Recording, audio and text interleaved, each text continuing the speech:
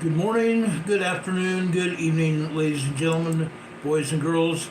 Welcome to Emergency Management Associates. I'm just waiting for YouTube to catch up. Right now, I believe we're on the air, but YouTube doesn't apparently. They haven't shown us on the air yet. So I'm just waiting for them to catch up. Then we will proceed on with this program. There we are, you are, right there. Hello, ladies and gentlemen, brothers and sisters. Welcome to Emergency Management Associates. My name is Ron Tyler. We're coming to you from the Area Command, 392 miles west of Kitty Hawk Beach, North Carolina. We appreciate all those who are in the broadcast today with us. We have Richard Smith from Nova Scotia, Canada is here. Tammy Steffi from over here in North Carolina. Juanito from El Centro, California. Demon Catman from the east of England. Welcome, guys. Sharon Williams here from Modoc, South Carolina. Welcome. We appreciate you being here. And we have my friend George Rashad from California. Don Patoka from Utah is here. Highway runners here from all over the United States. Albert Sanchez is over here. I believe he's in Tennessee. No, he's in southern Indiana, he says. Welcome. Good to see you guys. Kay Michelle is here from Lake Norman area, North Carolina, right down the street from me, just about 10 miles south of or west of us here. That's so cool. Balwinder Singh is here from California. Welcome. It's good to see you. Sister Gabrielle is here. Carl Smith is here. Ventry Mike is here. Guys, we've got a good number of people in the broadcast tonight, so I think we're going to go ahead and start. Carl Smith is here from Hugo, Oklahoma. Welcome. It's good to see you all. Anyway, folks, we have a lot to go through tonight. I want to talk about emergency preparedness in a little bit. The first thing I want to do is talk about earthquakes and volcanoes. There is a lot to talk about, okay? Last night, after about 11:30 p.m., we had a very strong earthquake, a major earthquake over in northern Chile, near San Pedro de Atacama, Chile. Now, I'm going to show you a picture where this earthquake was. Okay? Hang in here with me for a second. Notice where this earthquake was. I want to point out quite a few things here with you. Okay? This is where the earthquake occurred. This whole area is a volcanic area. You can see craters all throughout this area. I'm going to zoom in here so you can see more of what I'm talking about here. Okay?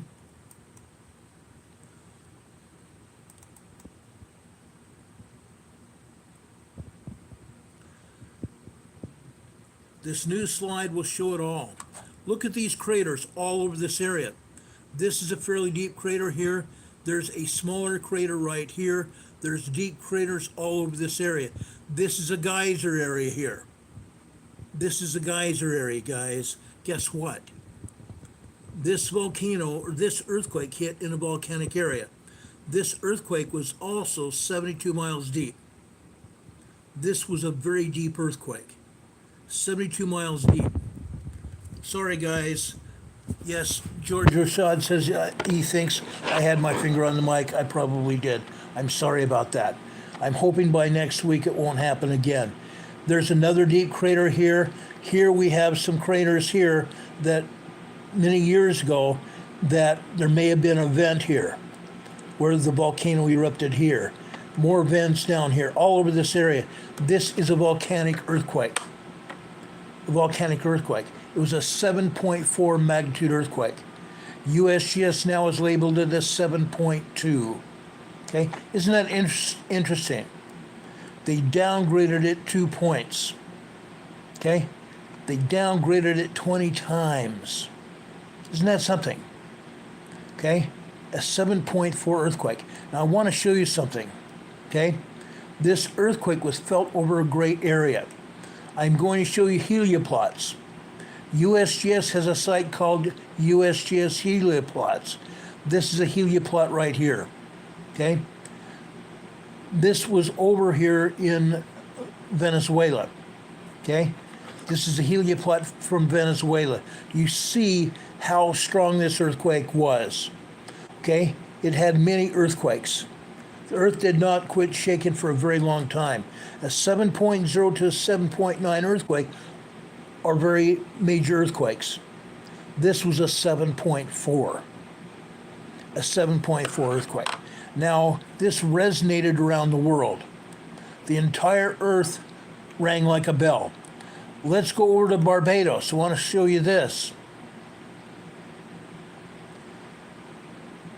This is what the helioplot from Barbados, over in the Caribbean. Look at that. Still, the earthquake shook as a bell.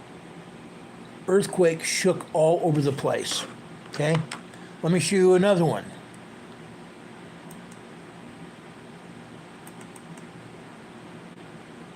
The next one I'm going to show you is from Kazakhstan.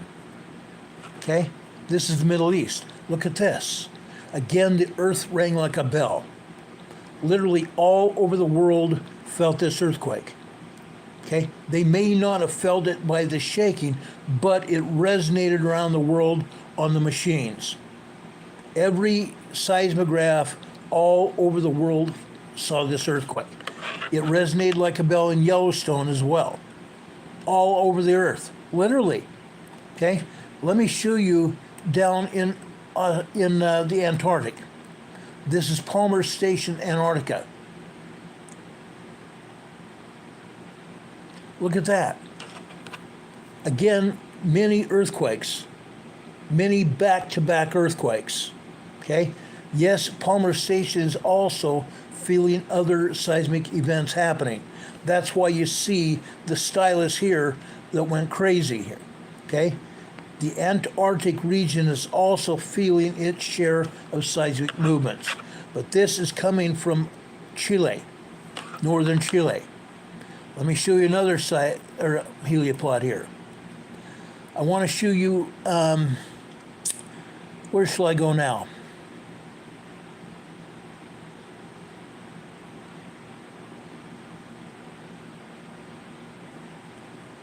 Let's go to Kivo, Finland, on the other side of the world. Look at this. Look at this, guys. Again, shaking, recorded from all across the world, on the other side of the world. Okay? This is amazing. This is amazing. Let me see if I have another one from Alaska. I surely do. At least I thought I had one from Alaska. Well, let's see. Hold on a second.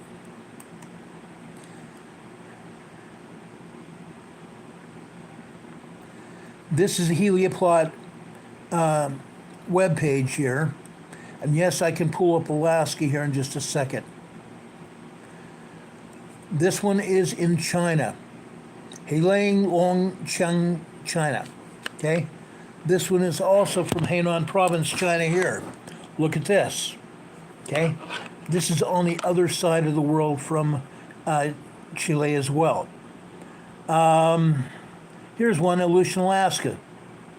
Aleutian Islands, Alaska. Look at that. Okay? Literally all over the world. Literally all over the world, guys. This is amazing. This is literally amazing. Now, we also had another earthquake last night after this one hit. The next earthquake I'm going to show you hit over in the Aleutian Islands near Nikolsky, Alaska. Let me show you this one. This one was a 6.0 earthquake. A very strong 6.0. Okay? Right here in the middle of the Aleutian Islands. This one was on the trench here. Right here. The Aleutian Island Trench. Right smack dab in the middle of the Aleutian Island Trench. A 6.0 very strong earthquake. You need to realize a 6.0 to a 6.9 are considered very strong earthquakes. Anything over 7 is a major earthquake. like the one in Chile. Now, there was damage. There's been a lot of damage in Chile. I may do a broadcast sometime tomorrow showing you the damage. I didn't have time enough to record the pictures that were already posted of the damage in Chile. There was a lot of damage, but so far there have been no reported injuries or fatalities. But again, let's go back up here to the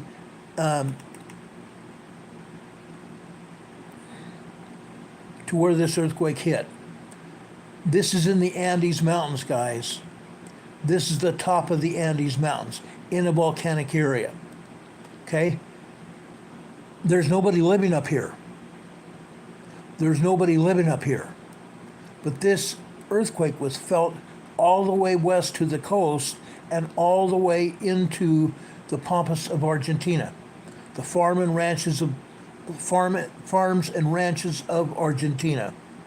Again, because of where it's at, I think the Argentine and Chilean people got a break because this earthquake was centered in the Andes Mountains. I think that's one of the good things we can say right now. It was centered in the Andes Mountains. This is the reason we don't have any fatalities or injuries, but there is a lot of damage. And yes, I probably will be going on the air tomorrow morning to tell you about it, okay? Albert Sanchez is here, one of my dearest friends. He says, Ron, it could have been at larger than a 7.4. I don't think so. I spent a great deal of time today looking at that possibility. I scoured the data from the USGS. Now, let me see if I have that data available right now for you, because it's very poignant. It will show us exactly what happened here. Now,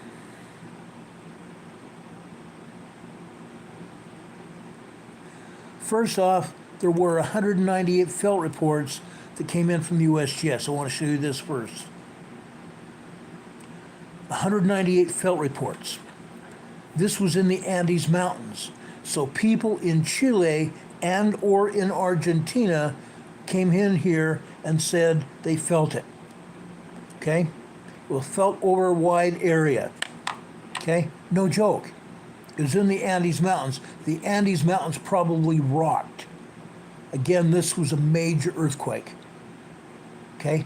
You can't get much larger than this, although we have had earthquakes a lot larger over in Turkey. We've had a lot larger over in the Antarctic about 3 years ago. We've had a lot of other earthquakes, such as a 9.0 in Japan. Okay? But this here in Chile is nearly the largest they've seen. Now, just about 8 to 10 years ago, there was an 8.0 near Coquimbo, Chile, right near the coast of Chile. An 8.0. That was 100 times stronger than this one. It destroyed a lot of areas and a lot of people were killed. I think 1,000 people were killed as a result of that earthquake. An 8.0 in Coquimbo, Chile. This was a 7.4. Now, there are stations reports. There are seismic stations that recorded this earthquake. I want to show you this information as well. Again, it's put out by us as a 7.4 earthquake. USGS downgraded to 7.2. 7.4 earthquake. 144 stations reporting. No station details contributed. Again, I believe the USGS is hiding the information. Okay? Here, they put out this may have been a 7.3. Again, no station details reported. This is a 7.0. Well, guess what, folks? It was not a 7.0. Also, look at the number of stations reporting. 678 stations reporting. Earlier this morning, I went through every detail. Every last seismic station reporting. Most of the details show 7.0 to 7.9 magnitude quake. Again, 7.0 to 7.9 magnitude earthquake. Now, some of those 7.9s could have been directly near that earthquake. I don't know where those sensors were placed, but the closer you are to the earthquake, the larger that earthquake is going to be. Okay?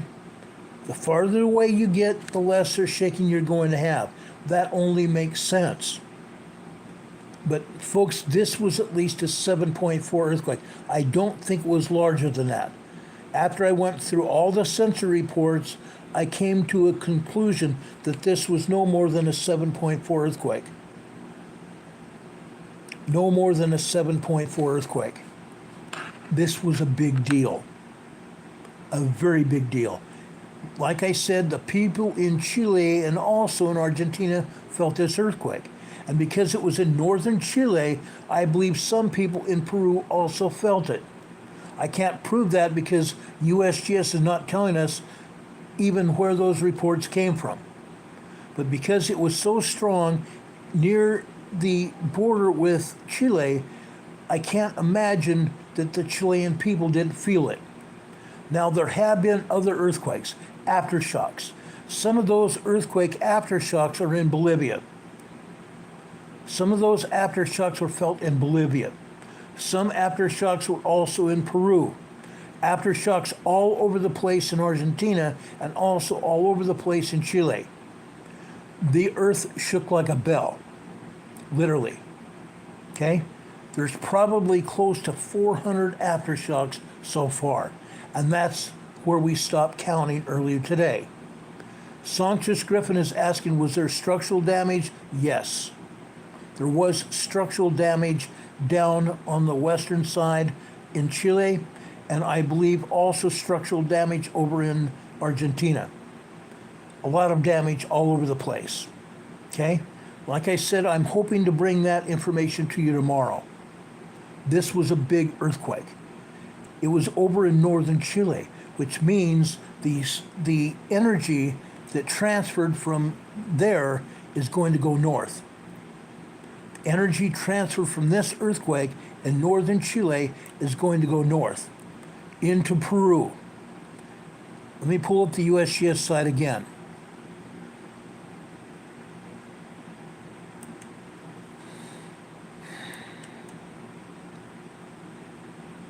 Hold on a second. Okay? Notice where this earthquake is. Okay? This seismic energy, this 7.4 earthquake is going to transfer north. There is no doubt. Seismic energy transfer north. But look what USGS says. It hardly is showing any earthquakes at all. We have to go to the EMSC map and it shows hundreds of earthquakes. Of course, again, we come to expect that USGS is not going to show anything. But this whole area is just covered in aftershocks. Probably 400 aftershocks and growing. Okay? It's a big deal. This energy is going to transfer north up here through Peru, Ecuador, and then here to Colombia. And after that, this energy is going to transfer over here to Central America. Sometime within the next 2 weeks, I expect to see 6.0 or larger earthquakes here in Central America. But again, USGS is also not showing us any earthquakes here. There are about 12 earthquakes here in Central America. There are 42 earthquakes here in southern Mexico. But again, USGS is not showing any of those. Yes, that is criminal. This is criminal, guys. It's unreal. This should not be happening. USGS is supposed to be the primary and most accurate earthquake agency in the world. But yet, they don't even show all the earthquakes. They never do. And in fact, the USGS will tell you that they don't show all the earthquakes. They do not show all the earthquakes. Look here in Europe. Look here in Europe. They're not showing any of them. None. There are 10 earthquakes here in Spain. 10 earthquakes over here in Spain. Let me enlarge this map. 10 earthquakes here in Spain. There are earthquakes over here in France. Earthquakes here in Germany and Austria and Switzerland. Earthquakes here in Italy. 28 earthquakes here in central Italy. Earthquakes down here in southern Italy. And we have 2 volcanoes down there that are also erupting. Big time. Big time. 2 volcanoes are erupting here. Over here we have Mount Etna and we have Stromboli here. Okay? Mount Etna and Stromboli are both erupting. Mount Etna has erupted from 3 different cones just yesterday. Big, huge eruption from 3 different cones yesterday.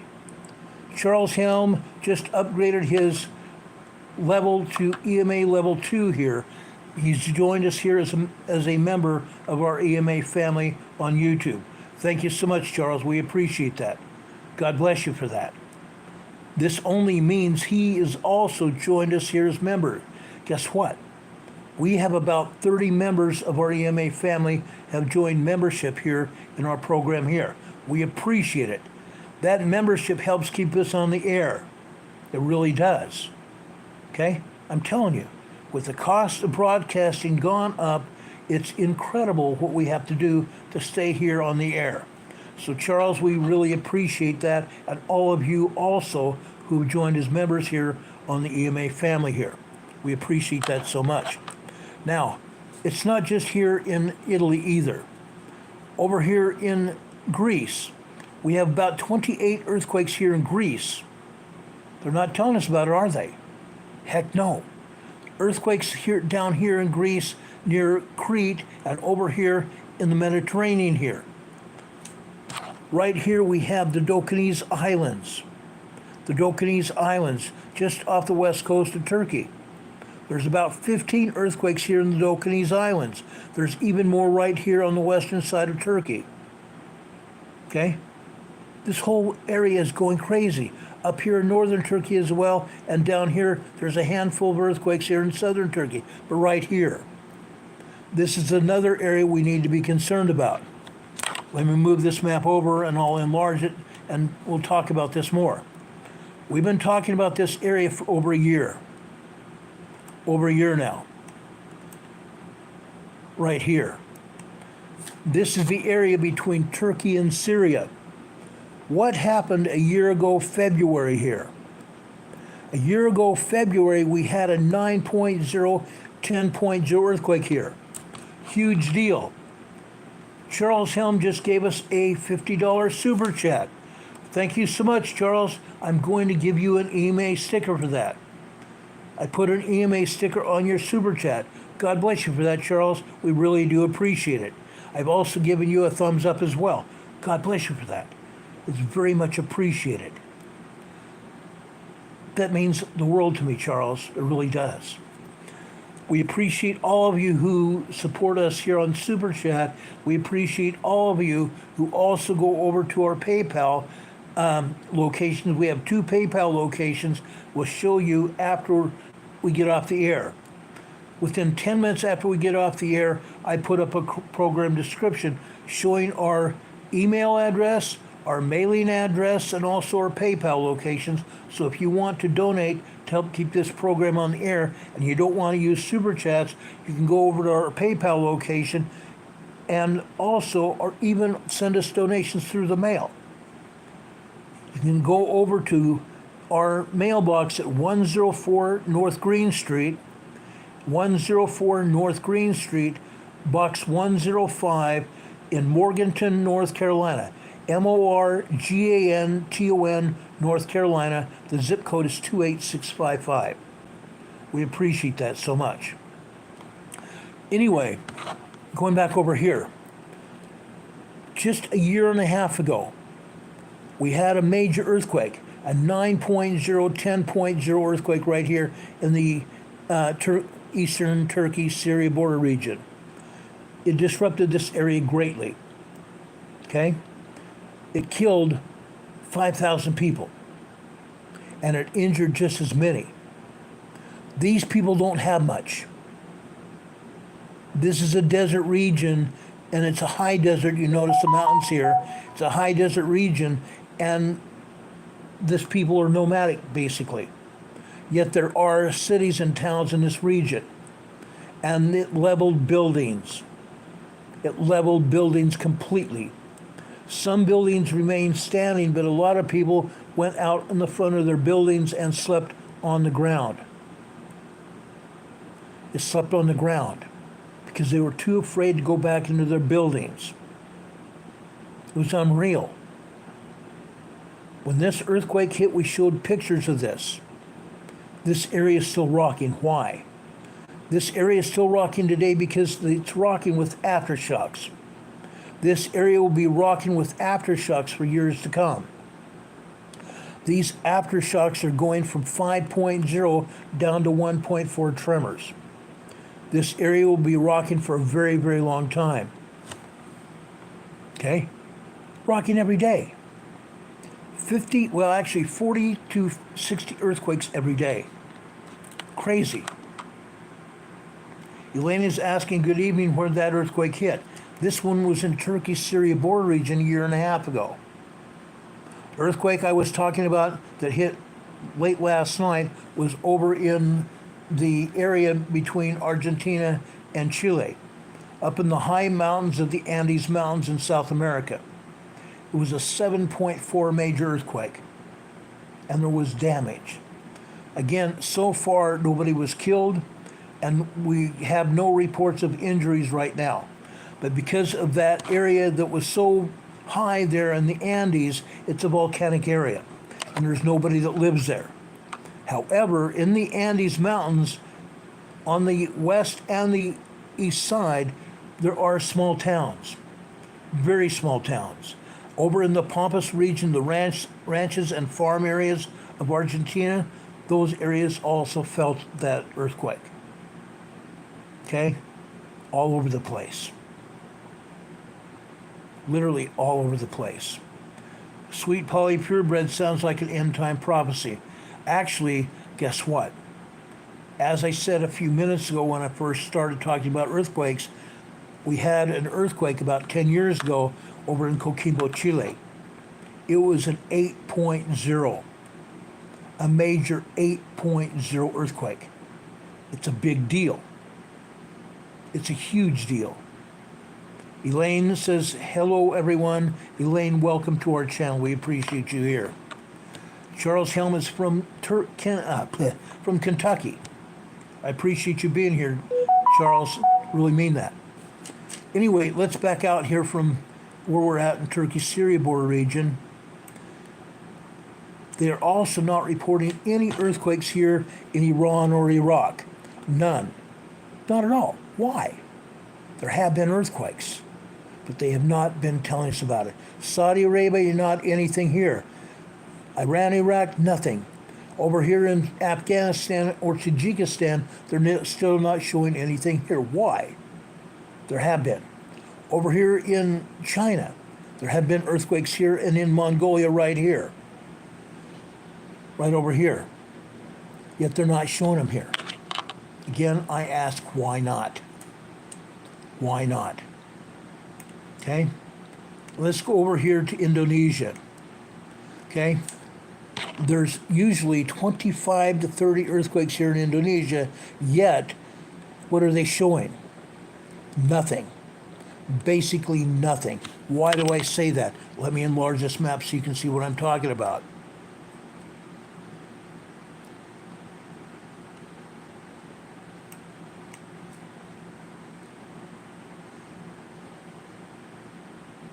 Okay? Look where they're showing the earthquakes. The Philippines, guys. Over here in the Philippines. Right here. Okay? I'm sorry. This is Indonesia still. This is Tobelo, Indonesia. This is a 5.1 earthquake here. I was thinking about Mindanao, Philippines right here. This is Tobelo, Indonesia. A 5.1 earthquake there. We come over here. This is also 5.0 here in Bitung, Indonesia. Okay? 31 kilometers deep. The 5.1 here is 8.6 kilometers deep. This is about 5 miles deep. 5 miles deep. This one here being 31 kilometers deep, this is about, I want to say, 25 miles deep. Okay? Over here, 2 earthquakes here. Abapuro, Indonesia, 184 kilometers west-southwest of Abapuro, Indonesia. Abapuro, Indonesia is right about here. Okay? It's a big city here. This is a 4.4 moderate earthquake on the northern mountain area here in Indonesia. Over here in Papua New Guinea, this is a 4.5 earthquake in Papua New Guinea. 4.5 moderate quake. A 4.4 here. Not too surprising. Not too surprising. But over here, on the western side of Mindanao, Philippines, Gadung, Philippines, this was another 5.0 earthquake here. This was another 5.0 earthquake here. It was off in the ocean here. The ocean waters absorbed the earthquake for the most part. There may have been light shaking felt here over on the shore. This was 37 kilometers offshore of Mindanao, Philippines. People right here along the coast may have felt something, but not the full power of the large earthquake here. Okay? For the most part, the waters of the ocean picked up the earthquake wave, and the people on shore didn't feel much of anything. Okay? Now, before we go north, I want to show you over here. Right here are the Solomon Islands. Down here we have Vanuatu. Nothing showing there. Why not? There are earthquakes. How about Fiji? They're not showing anything in Fiji. They're also not showing anything here in Tonga or Samoa. There are some minor earthquakes and moderate earthquakes here in Fiji and Tonga, but they're not showing them. Why not, USGS? Why are they not showing any earthquakes right here in the Kermadec Islands? There are some 3.8, 4.5 earthquakes here in the Kermadec Islands, just north of New Zealand. Down here in New Zealand, there was a 4.5 earthquake right here in New Zealand. They're not showing it. They're also not showing any of the other 3s and 2s all over the North Island and the South Island here in New Zealand. They're not showing any of them. About 25 earthquakes have struck in New Zealand today. 25 earthquakes have struck in New Zealand. They haven't showed any data on them. They rarely ever do. They rarely ever show that happening. It's sad.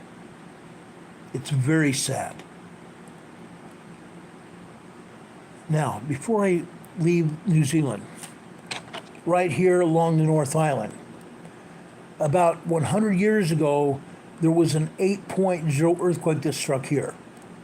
Just so you all know, this is also a subduction zone. This is also a subduction zone. The Pacific is going right underneath this area of New Zealand. It's subducting underneath this plate, the Indo-Australia plate. This area 100 years ago had an 8.0 earthquake. The scientists here are saying they may have another 8.0 within the next 25 to 50 years. We're having a lot of 3.5s, 4.5s all up and down the eastern coast of Rau Island, the North Island here in New Zealand. We do have listeners and viewers from New Zealand here that watch our program. We have New Zealanders here in Christchurch area that watch our program. We talk about it all the time. Matthew Ferris says you should call the news. I have. The news isn't really interested. The news isn't really interested. The morning news covered the 7.4 earthquake down in South America. but they're not really interested in showing much else. I think later tonight they may show you some of the damage. We are waiting for damage reports out of Chile and Venezuela. Or not Venezuela, Chile and Argentina. The other earthquake that happened, I told you about, was over here in the Aleutian Islands. A 6.0 also struck here early this morning. Actually, late last night. This happened at 11:13 p.m. Eastern Time. Okay? 6.0 earthquake. You also see some other smaller earthquakes, minor earthquake here. This is a 1.0 tremor. Right here is also a 2.1 minor earthquake. Over here on the northern side here, northeastern side, is a 0.8 microquake. Right here, this is an aftershock. This is a 3.9. There have been more than a dozen aftershocks here. USGS only showing one, a 3.9. That's a crying shame.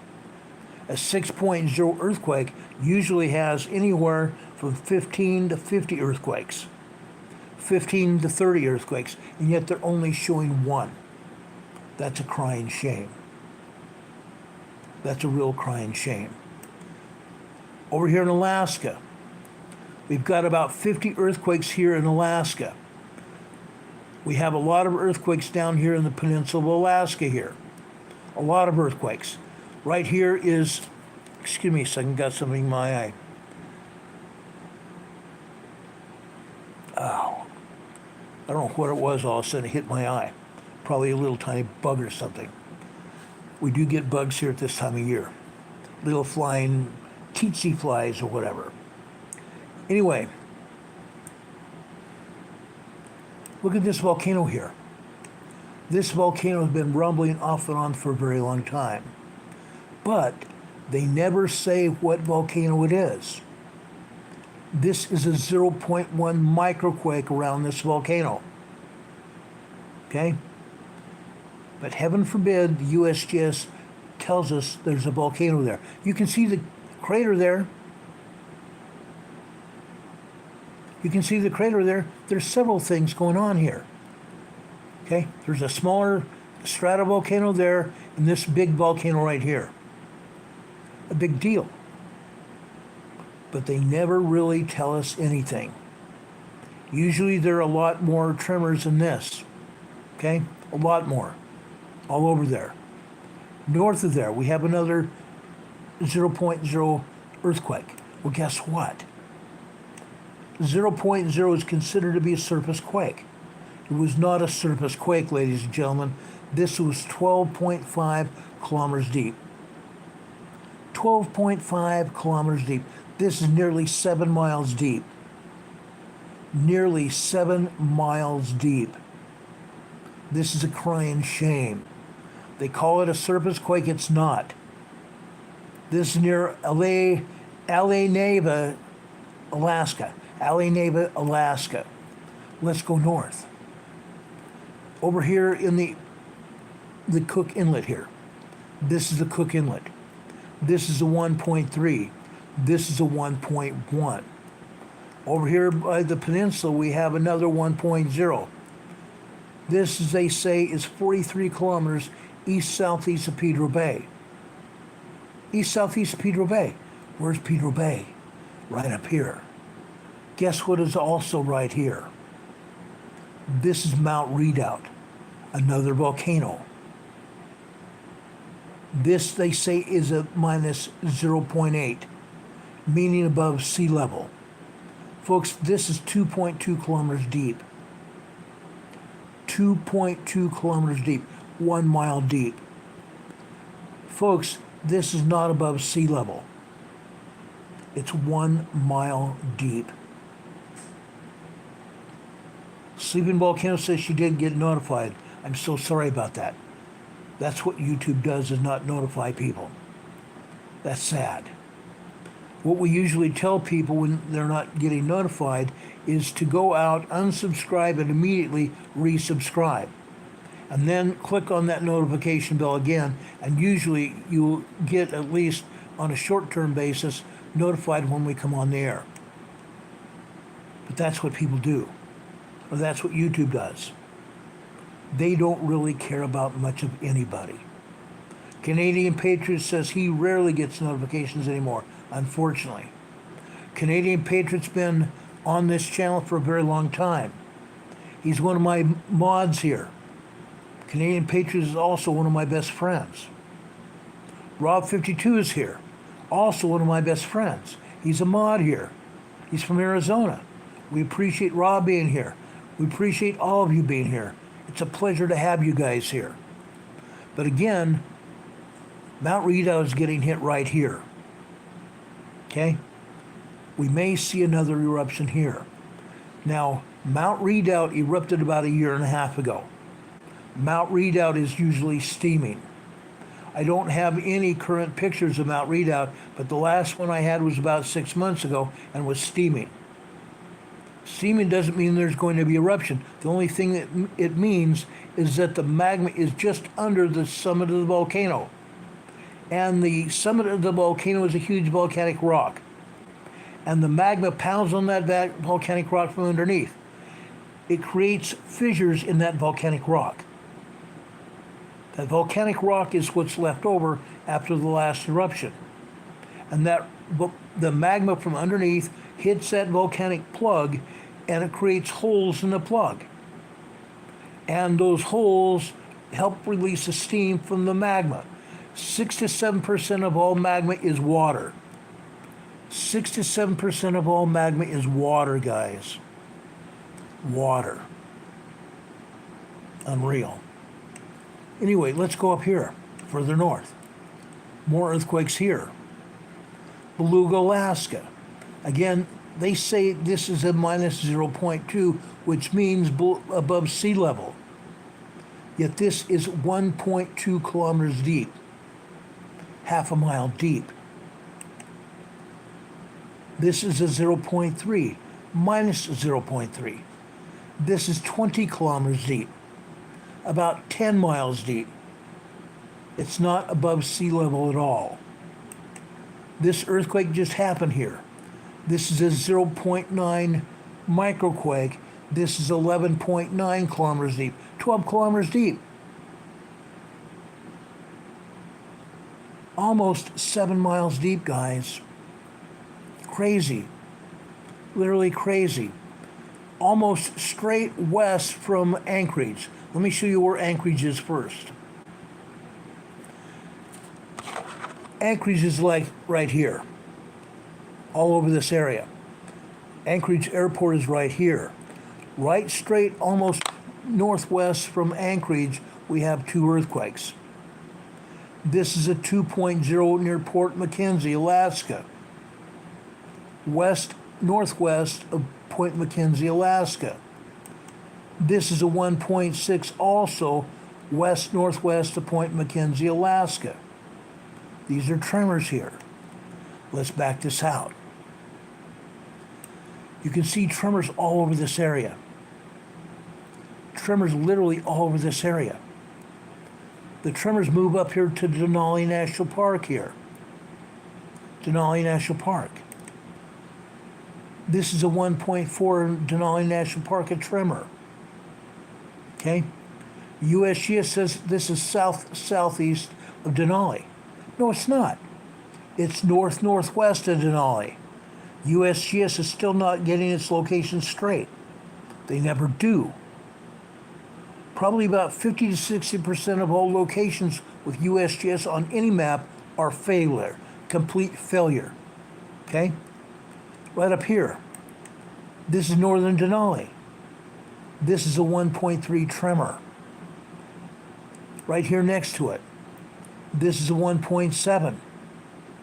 USGS is saying this is 76 kilometers northeast of Petersville. No, it's not. This is in northern Denali National Park.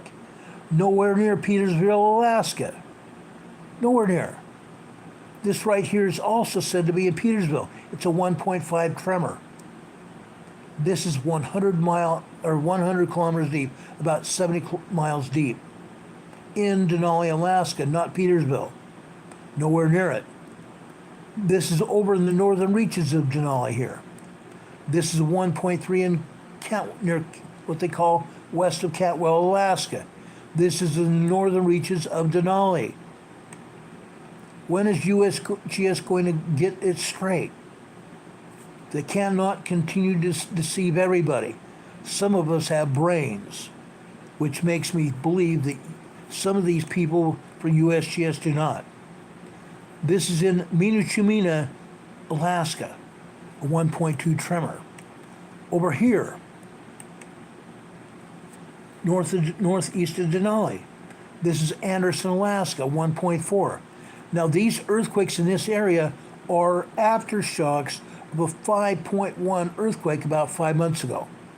The 5.1 earthquake was right here near Salta, Alaska.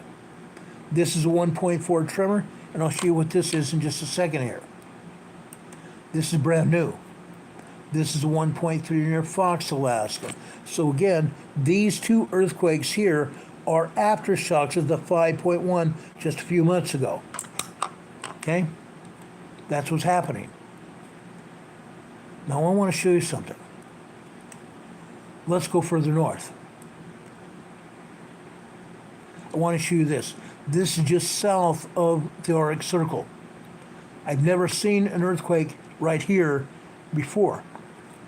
Yes, I have seen earthquakes here in the Arctic Circle, but never in Bettles, Alaska. Bettles, Bettles, Alaska. This is a 2.0 minor earthquake. Bettles, Alaska. Okay? North of there, over here in the Arctic Circle. And you can see the tundra up here. That's how you know this is the Arctic Circle. This is the tundra of Alaska. Now, I'm not even going to try to pronounce a town here. This is east-northeast, and it's not east-northeast. It's northwest of the Arctic Circle here. Anaktuvuk Pass, Alaska. Anaktuvuk Pass, Alaska. Okay? Anaktuvuk Pass, Alaska. 1.4 tremor. Okay? It's not east-northeast of there. It's west. It's northwest. Sleeping Volcano just got the highest level of the EMA membership. Level 3 in EMA membership. Thank you, Sleeping Volcano. We appreciate you so very much. God bless you for that. We've had 2 more people join the EMA membership here. God bless you for that. We really do appreciate it. It means a lot because it helps support this channel. If everybody just even gave us $1.99, we could just support this channel all day long. That would be great. But I really don't expect everybody to do that. It would be nice, but I don't expect it. Charlie, USA born and bred, says quakes. Yes, quakes. Microquakes, minor earthquakes, tremors, all over this area. But this is in the tundra here, the tundra of Alaska. Okay? That's what's happening. Down here in the Pacific Northwest. Again, the USGS has not shown us any earthquakes here in southwestern Alaska. There are earthquakes here. Down here, Vancouver, Alaska, there are earthquakes here.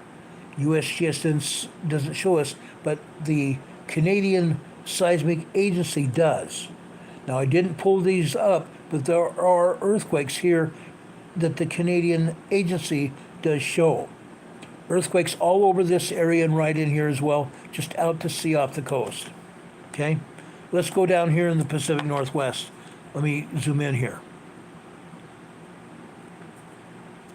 Now, I want to go over here. Okay? Why do I want to go over here?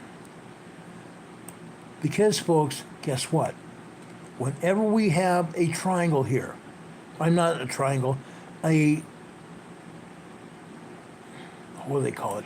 A yield sign. A yield sign, for lack of a better word. I can't think of it right now. Anyway, USGS says that there was an explosion here. There was an explosion. Let's zoom in where this explosion happened. okay? There may have been an explosion. Well, guess what? Right here is a quarry. This is an abandoned quarry that's got water in it, probably from snowmelt, okay? Right here. Let's try to zoom in here. Sometimes USGS will let us zoom in here, other times it won't. This is a highly forested area. Now this map may not be completely current. It may not be completely current. It's in a very heavily forested area. Now there's a river here. There's a river here. Rivers are usually a sign that there is a earthquake fault. Usually it's a sign that there's an earthquake fault, and I believe that's exactly what it is, because it goes right like this. Okay? Goes all throughout this area. This may be an earthquake. USGS has this, it's a 2.0 explosion. They say it's 10 kilometers south of Princeton, Canada. 10 miles south of Princeton, Canada. Really? Really? Let's see. Let's see. This does not look like Princeton, Canada at all. Okay? If it is Princeton, Canada, it may be a lot further than 10 kilometers. Okay? This is probably more like 20 miles or so. 20 miles or so. But I also don't believe that is an explosion. I believe that's an earthquake, a 2.0 minor earthquake up here in Canada. Yes, we sometimes get quarry blasts there, in these areas where quarries are at. That does happen. But USGS calling this a explosion here in a forested area, they don't know what they're talking about. When they have these explosions in Washington or California, guess what? They're not explosions at all. They are tremors and or earthquakes. Further south, let's look at this. This is Glacier, Washington. Glacier Peak, Washington. A 1.5 tremor here. Folks, we get all kinds of 1.5s and 2.0 earthquakes here at Glacier Peak. This is over on the northwest side of Glacier Peak. Okay? They say this is almost a quarter mile deep. A quarter mile deep here. Yes, we do get earthquakes up here at Glacier Peak. We get earthquakes up here also at Mount Baker. Mount Baker. Okay? Over here on Vancouver Island, they say this is a 0.8 explosion. A microquake explosion. Okay, again, it's a forested area here on Vancouver Island. Okay? Usually we do not get explosions here. Unless the Canadians and or the Americans that might be here are trying to deforest trees, logging trees. But they usually don't use explosions to log trees. I doubt this is an explosion. This is a 0.8 microquake. This is also 0.2 of a mile deep. Yes, there have been explosions a half mile deep before. But this continues. This continues. Charlie's saying such deception from USBS. They do it all the time. Over the last 5 years that I've been fully immersed in earthquakes here, before that I was semi-immersed. Occasionally I get involved. Okay? I have a degree. But my degree comes from the late part of 1970s, 79. The stuff I learned in 79 really doesn't matter anymore. It only is a prelude to what I know now, because I've kept up with my education.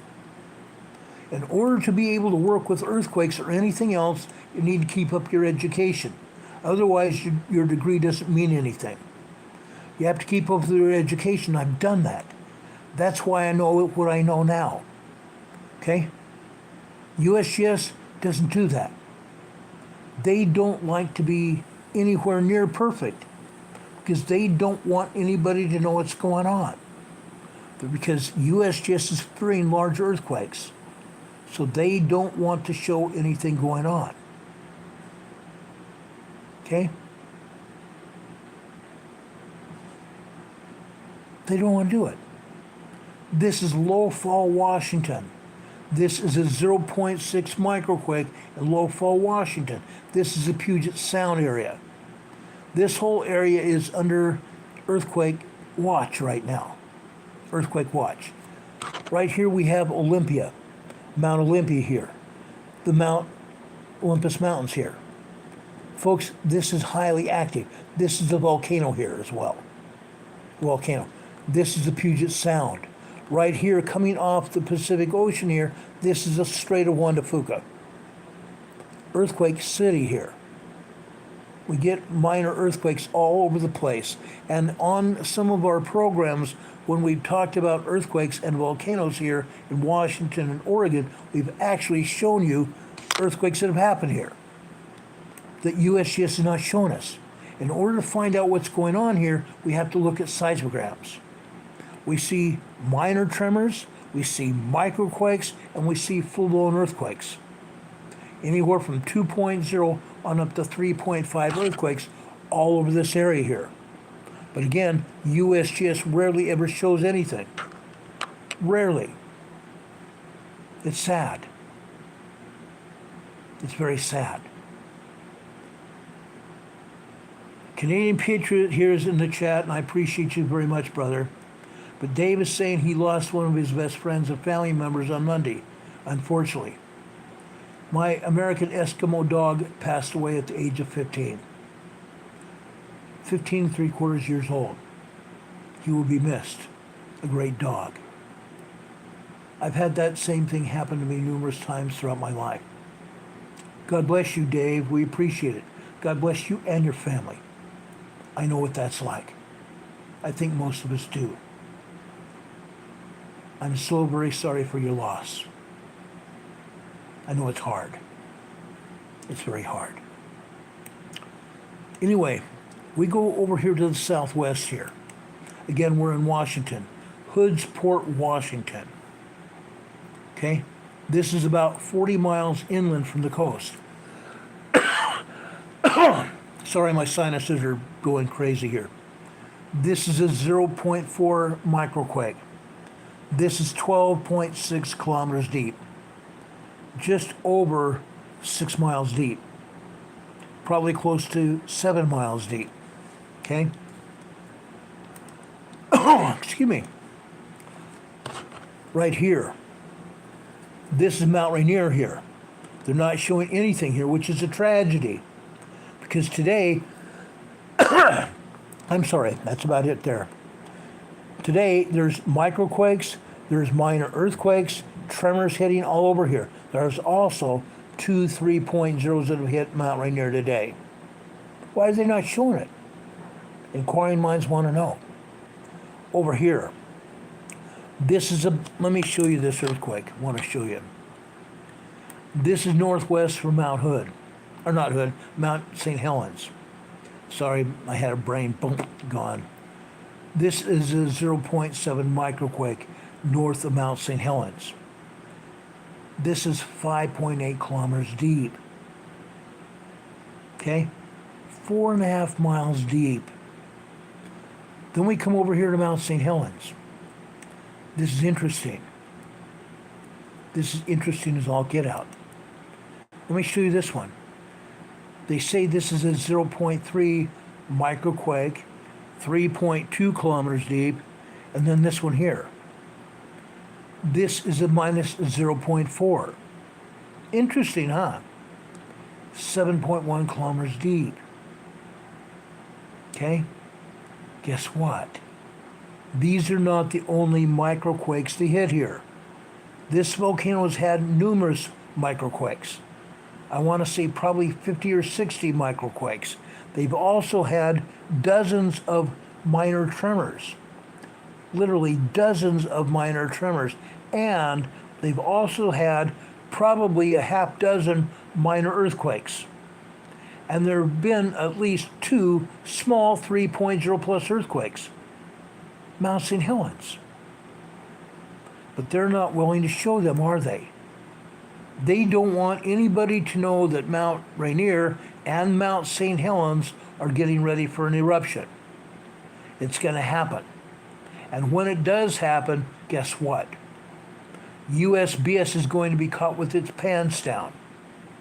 And they're going to have to answer for not getting informed about what's going on. They should be keeping everybody informed. People that are feeling these small earthquakes around this volcano know what's happening. But the agency's not talking about it. That is a felony. That should be a felony, guys.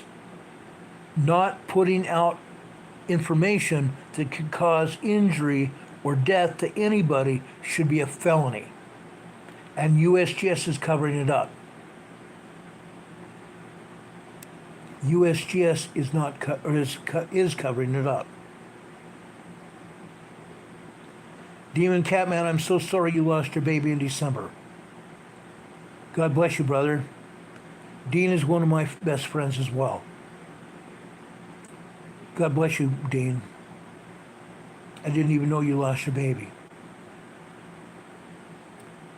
I know that's hard. I lost my first son as well. Anyway, let's drop down here to Oregon, okay? West of Mount Hood. USGS is saying this is an explosion. Okay? I just love this. I actually get the biggest kick out of it. I do. I get the biggest kick out of this. Let's zoom in here. I want to show you this. Okay? This is insane. This is literally insane.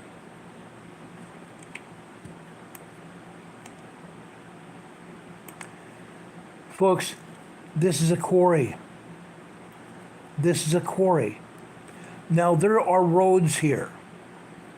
There are roads in and out of the quarry right here. I do not think there would be a quarry blast right here, but there would probably be quarry blasts in here. This is not an explosion. I do not think this is an explosion. If there was any kind of an explosion, it should have been labeled a quarry blast.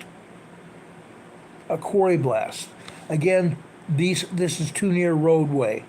I don't think that they would be blasting right near a roadway here. Okay? Just saying. Just saying. It's sad. It is so sad. Okay? Now, let's go over here to Mount Hood. I just love this. I actually get a thrill out of it. Okay? They're saying this is a minus 0.7 microquake. A 0.7 microquake. This is a quarter mile deep inside the volcano. Mount Hood is all the time getting microquakes, small and minor earthquakes, and yes, Mount Hood today has had a bunch of minor earthquakes and tremors. But little do they know that they're only talking about a microquake here, a minus 0.7. They say this is above sea level. This is a quarter of a mile deep. This one might be above sea level because it's a quarter mile deep inside the volcano. Now, what you need to know, guess where this is? USGS says it is at Government Camp. 7 kilometers northeast of Government Camp. Guess where Government Camp is? Government Camp is right here. Right down here on the western side of the volcano. Guess where this is? This is Palmer Lift. This is Palmer Lift. This is a ski resort town with a ski lift right up here. Palmer Lift. Okay? A minus 0.7 microquake. A microquake down inside the volcano. Microquake down inside the volcano, and USGS again is not showing everything that they know. Heaven forbid. Richard Smith says agencies throw darts at maps and roll dice for magnitudes. I'm getting to believe that's right, Richard. They know not what they're doing. I agree. Maybe they are rolling dice. But it's insane. This is literally insane.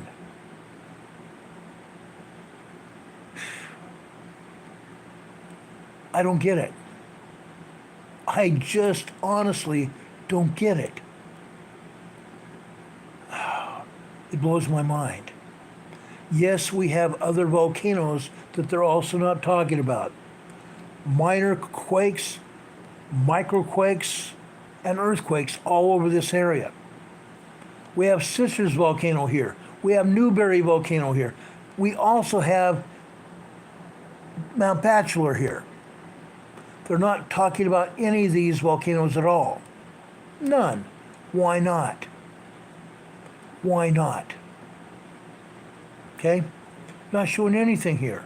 They should be. Folks, we've been talking about the Cascadia earthquake. This is the Cascade mountain range here, and over here we have the Cascadia fault. The Cascadia fault is right here. The Cascadia subduction zone. This is the Juan de Fuca fault. They're saying, if anybody is new to this channel, they're saying that the Cascadia megathrust earthquake, a 9.0, 10.0 earthquake that is set to hit this area very soon. The seismologists say, oh, Ron, it's not going to happen for 25 years. I believe it's going to happen within the next 5. Within the next 5. Given all the earthquakes that we've been seeing all over this area, even lately, I believe we don't have much more than 5 years, and we are going to see a Cascadia megathrust earthquake to the tune of a 9.0, 10.0 earthquake that hit right here. Then that seismic energy is going to be echoed down here to the south, echoed down here to the south on the Juan de Fuca fault. The Juan de Fuca fault will then activate the Blanco fracture zone. Okay? What's going to happen down south? The Blanco fracture zone is going to activate the Gorda Ridge here, which is going to activate the Gorda Escarpment here. The Cascadia subduction zone, also echoing that energy, is going to activate right here. This is a triple junction. What do we have right here? The San Andreas Fault. The San Andreas Fault. The Cascadia earthquake is going to trigger the San Andreas Fault. Then what's going to happen? Right here in the San Francisco Bay Area, it's going to get destroyed again. This time, more destruction, with the 9.0 earthquake hitting here. Okay? There's already tremors and earthquakes in this area. Let's go over here to the east side of the Bay Area. San Leandro, California, it's a 1.8 tremor. Further south over here on the southeast side of San Francisco Bay, Sunol, California, this is a 2.5 earthquake. Interesting. Then further south here, Morgan Hill, California. Morgan Hill, California. This is a 3.4 earthquake and also here a 1.5 tremor. 3.4 small earthquake and 1.5 tremor here at Morgan Hill, California. Those people felt that earthquake. Okay? Going down here on the San Andreas Fault, guess what? Gilroy, California is still pleasing us. Gilroy, California is having earthquakes here on the San Andreas Fault. A 1.2 tremor here. Now, over here on the eastern side of San Francisco Bay, yes, over here on the west side, we have the San Andreas Fault. Right here, we have the, oh shoot, I just had it on the tip of my tongue. Big, huge fault line anyway, okay? A major fault line. The last time this fault went off is 1989, October 1989. Okay? Right here, the Calaveras Fault. Between this fault and this one here, this is a Hayward Fault. I'm sorry, I messed up. This is a Hayward Fault. I just forgot it. My brain had a fart. Sorry about that. The Hayward Fault. Hayward and the Calaveras Fault. Three most dangerous fault here is the San Andreas, the Hayward, and the Calaveras Fault here. Look here with these earthquakes. Look at these earthquakes. Down here south of San Francisco, guess what we have? The convergence of all three earthquake faults in this area. The San Andreas Fault here, the Hayward here, and the Calaveras Fault here. Three of the most dangerous faults here. Okay? It's going to be dangerous. And the San Andreas Fault carrying all that energy could trigger these earthquake faults as well. Richard Smith is asking, could the Cascade put out a magnitude 15? I doubt it. I doubt it. Okay? I seriously doubt it. But the scientists are saying at least a 9.0 to a 10.0 earthquake. Crazy, huh? Absolutely is. Absolutely is. But that earthquake could trigger the San Andreas, and we could see earthquakes all the way down the San Andreas, all the way to the Mexican border. Right here, the Pinnacles. This area of the Pinnacles, guys, is on the San Andreas Fault, but there's something else here. There are oil and gas rigs all over this area. Pumps and jacks all over this area. This could be also dangerous. We get a 9.0, even a 7.0 here. What's going to happen with these pumps and jacks?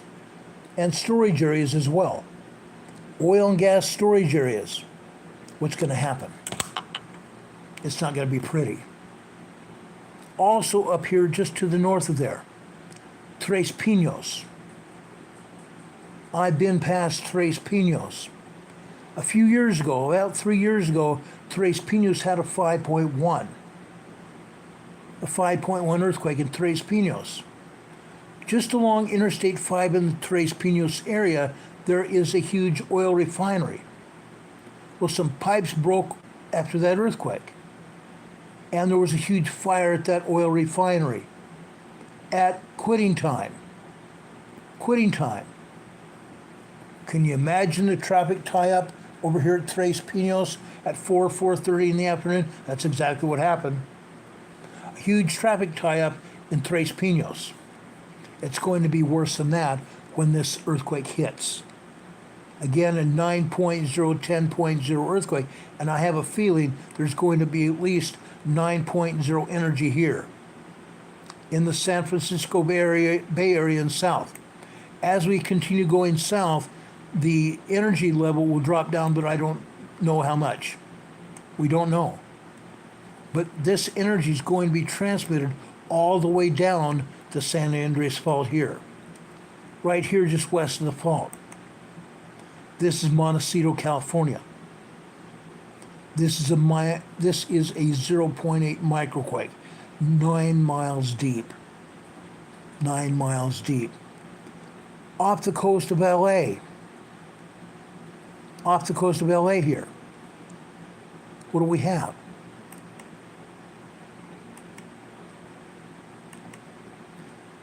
This is Port Hueneme. This is a 1.8 tremor here. 1.8 tremor just off the coast. There's oil and gas rigs off the coast here. Oil and gas rigs all over here. Right here. West southwest of Malibu. West southwest of Malibu. This is a 1.4 tremor. Yes, folks, we've gotten tremors, we've gotten minor earthquakes, and we've had a moderate earthquake here in Malibu just about a year ago. We talked about it. It did some minor damage here in Malibu, California. Okay, a moderate 4.5 earthquake struck here. Further south here, guess what? This is over near where my wife was born. Right over here near where my wife was born. This says it's 6 kilometers south of Rancho Palos Verdes. Well, guess what? Rancho Palos Verdes is right here. Now, I don't remember the town where my wife was born right here. My wife was born right here. This is just off the coast of there. This is a 1.3 tremor. 1.3 tremor here. There are a lot of earthquakes here in the Los Angeles area, but they're not showing them. Why? Because they're too dadgum scared of telling people exactly what's happening here in Los Angeles. 2 days ago, we gave you a report about what's going on here in Los Angeles. And guess what? Everyone here needs to be very much aware of what's going on. Everyone here in Los Angeles and down here in San Diego and down here in the Imperial Valley needs to be very much concerned down here in the Imperial Valley where you see the Salton Sea down here. You need to be very much aware of what's going on in your area. You need to be keeping your head on a swivel. There's plenty of earthquakes here in San Diego County, plenty of earthquakes down here in the Imperial Valley. They're not showing them here. They're not showing all the earthquakes here, but I'm telling you, right here in Los Angeles, there's hundreds of earthquakes. There's hundreds of earthquakes down here in the Imperial Valley. We are going to get hit with a major earthquake here in Southern California very soon. Everybody needs to have their heads on a swivel. Okay? Right here. This is Trabuco Canyon. Trabuco Canyon. I've been down here. I have friends living here. This is a 2.0 minor earthquake. Nobody felt it. Nobody felt it. Right here they have another explosion. They're saying this is a quarry blast. Let's zoom in here. Yes, we do have some quarries in this area. Let's zoom in here. It's nowhere near a quarry. It's nowhere near a quarry. The quarries are all over here. This is in the mountainous region here. This is a very hilly area. Let's zoom in here. Look at this. Just less than a mile away, we have a major roadway here, and we have homes over here. Okay? This is nowhere near a quarry. This is not a quarry blast. This is not a quarry blast. This is a 1.0 tremor. This is a quarter of a mile deep. A 1.0 tremor just south of the housing area here. Okay? Again, the quarries are way over here. The quarries are way over here. The USGS does this all the time. They may very well roll dice or throw a dart on the map to determine where they're going to put earthquakes or tremors, or whether they're going to declare it a quarry blast or an explosion. That was not a quarry blast or an explosion. Okay, wasn't. Down here, like I said, this is Trabuco Canyon. Let's go north here. This is Colton, California. I spent a great deal of time with friends of mine here in Colton, California. We go northwest here. Upland, California. Orange County. I spent a great deal of time here in Upland and over here in Rancho Cucamonga. Spent a great deal of time here. Right here, Colton, California. Up here to the north is over here at Crestline, the San Bernardino Mountains. That's a 1.3 tremor. We go south. This is Calamasa, California. This is an RV resort and golf course. This is an RV resort and golf course here. Go south here. I just love this. On the San Andreas Fault.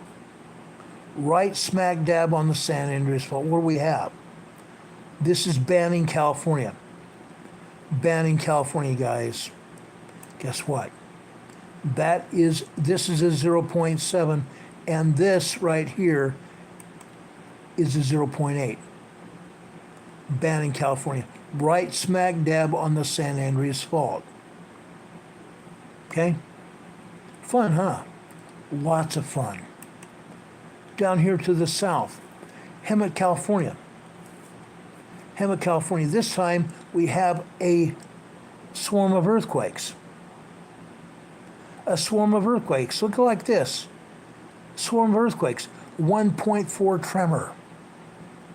1.4 tremor. Right in the housing area here. 1.3.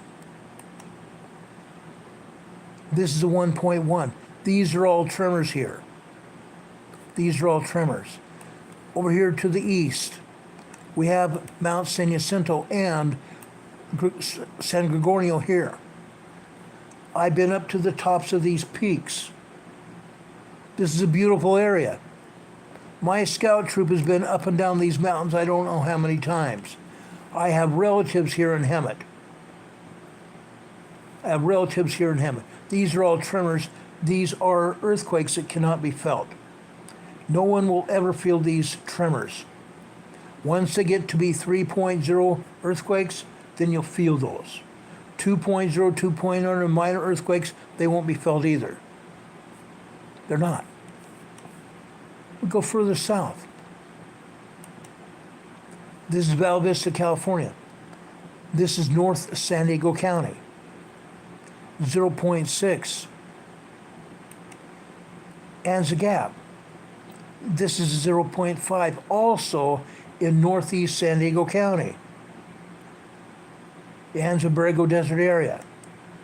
It's an Anza Borrego Desert State Park at 0.2 here. This is a 0.4. These are microquakes in the Anza Borrego Desert State Park. This is also the San Jacinto Fault. The San Jacinto Fault here. Okay? Unreal. Unreal, guys. This is the far south end of the Anza Borrego Desert area. This is 0.8 in Borrego Springs. This is also 1.2 in Borrego Springs area. The southern area of the Anza Borrego Desert State Park right here. Okay? Over here. This is Pala. This is an Indian reservation. The Pala band of the Pala Indian tribe here. 1.4 tremor here on, guess what? This is a different fault. This is called the Elsinore Fault. Why? Just up to the north here is Lake Elsinore right here. Lake Elsinore. There's a small town to the north and to the east and to the south. Elsinore, California, with Lake Elsinore here. This is called the Elsinore Fault area here, going south. Lake Elsinore is known by the people living here and people like me that visit here quite frequently. It's called Lake Smellsomore. It's called Lake Smellsomore because, folks, there is no natural inlet to the lake, and there's no outlet to the lake. So this area here during the summertime reeks. It reeks. In the summertime, it's definitely called Lake Smellsomore. It's not that bad in the wintertime because it's a little cooler, but not much. I've actually fished out of Lake Smellsomore, didn't catch anything. But the Elsinore Fault runs south of here, and down in San Diego County, we have a small quake. Right here, Pala, California. Like I said, the Pala band of Pala Indians here. 1.4 tremor there. Further south here, guess what? Ocotillo Wells. Right here is the Chocolate Mountains, guys. The Chocolate Mountains. The Chocolate Mountains divide San Diego County from Imperial County here. This is just barely over here in the foothills of the Chocolate Mountains on the east side of the mountains. This is a 0.9. Down here, this is a 1.0 tremor. These are not the only earthquakes that are here. They're not.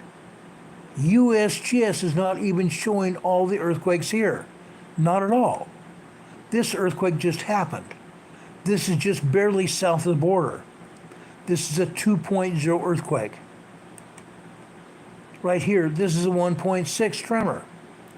To the north here, guess what? This is Holtville, California.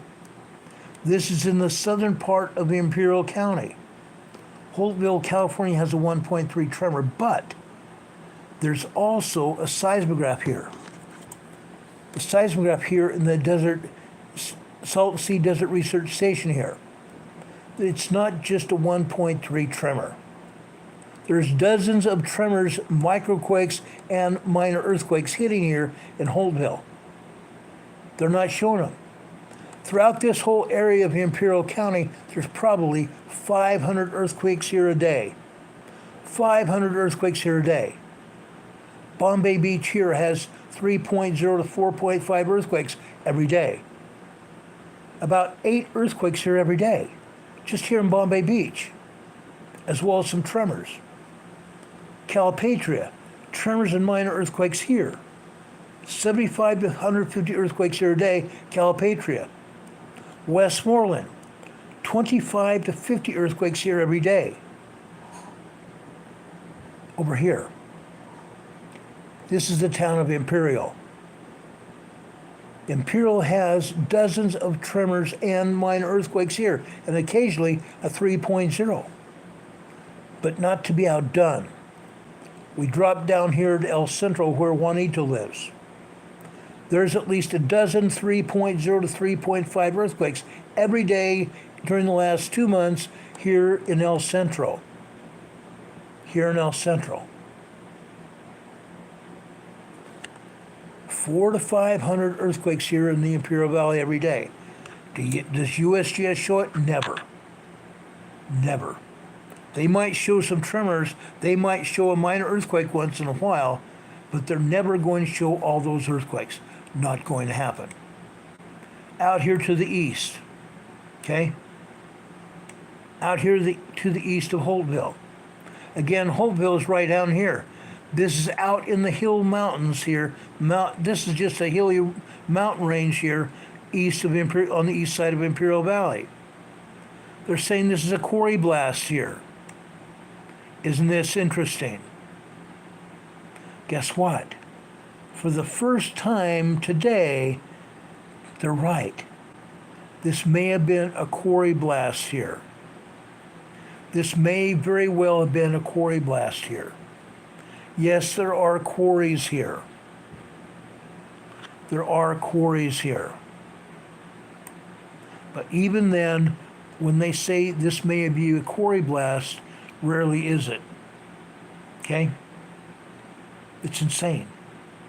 It's insane what they get away with. Okay. Now, I've talked quite a bit about earthquakes. I've shown you Southern California again. A lot of earthquakes in Southern California. Over here in West Texas, good old West Texas, there is a swarm of earthquakes here. Toya and Coyanosa, Texas. These are earthquakes caused by oil and gas fracking operations. Right here. I just love this. Westbrook, Texas. There's a swarm of earthquakes here. We have seen swarms here before. Down here to the south, I want to show you this first. This is a 2.5. 22 kilometers south of Westbrook. But there's something else here. This is a 1.7 here. There's more earthquakes. All of these earthquakes are caused by oil and gas pumping operations. Oil and gas pumping operations all over this area. You can see the dots on this map. Each dot is an oil and gas production area. This is a 3.6 earthquake here in Westbrook, Texas. Right here is a 1.9, 2.0 earthquake here. These are oil and gas earthquakes. Oil and gas fracking operation earthquakes, as well as those earthquakes over in Toya and Coyanosa, Texas. Oil and gas earthquakes. Okay? Up here to the north. I just love this. Mulhall, Oklahoma. Mulhall, Oklahoma. Oklahoma has oil and gas fracking operations as well. 586,000 pumps and jacks all over Oklahoma. They have never told us how many pumps and jacks are in Texas. I almost don't want to know. But here in Moho, Oklahoma, we don't often see earthquakes here. Let's take a quick look. Guess what? There are oil and gas fracking operations here. Oil and gas fracking operation pads here. Oil and gas pads all up and down here. Okay? All over here as well.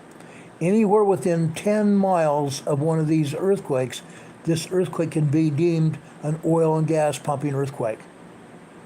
A pad here, a pad here. Pads all over the place. This is an oil and gas earthquake here.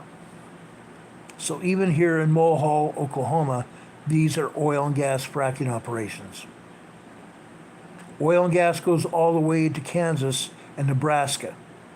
Okay, all over. Today they're not showing any earthquakes here on the Pneumatic, but there are. Every day there are earthquakes here. This fault line is liable to go within the next 2 years. This fault line is going to go within the next 2 years. This is a major earthquake fault line. We've seen major increases in the strength and the number of earthquakes up and down the entire Pneumatic Fault from the Great Lakes in Illinois, Indiana, and Ohio all the way down here. This area is going to explode probably within the next 2 years. Fact. They're not showing us any earthquakes here on the East Coast. There are earthquakes every day. Every day. So I've taken you on a tour of the world.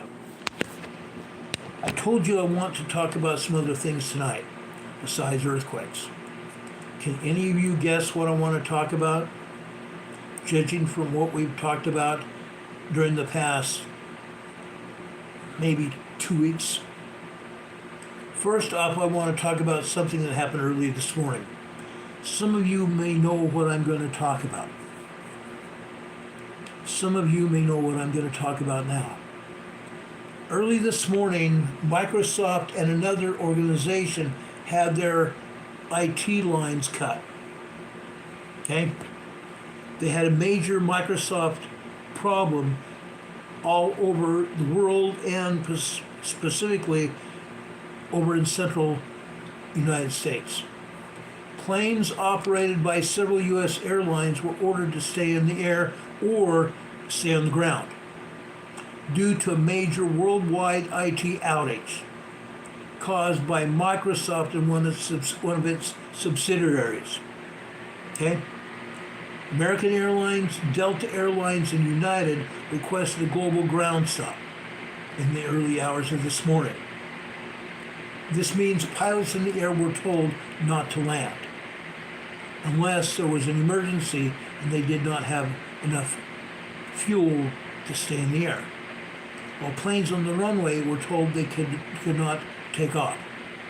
Some delays and cancellations were expected to persist throughout today, and they're still persisting into tonight as the airlines attempt to fully recover from the impact of the outage that upended flying schedules and impacted thousands of customers all over the U.S. and around the world.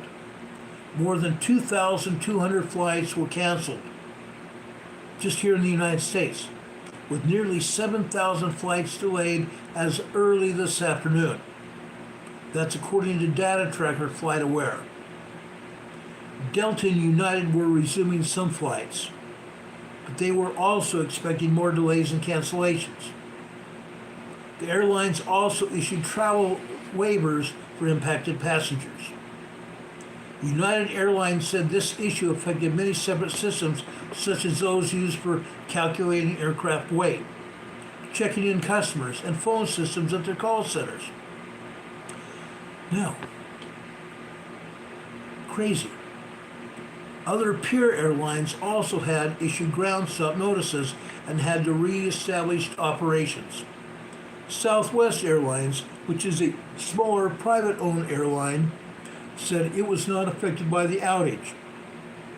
Outages at Microsoft and a cybersecurity firm called CrowdStrike hit banking operations, healthcare operations, and a number of other globally operated areas this morning.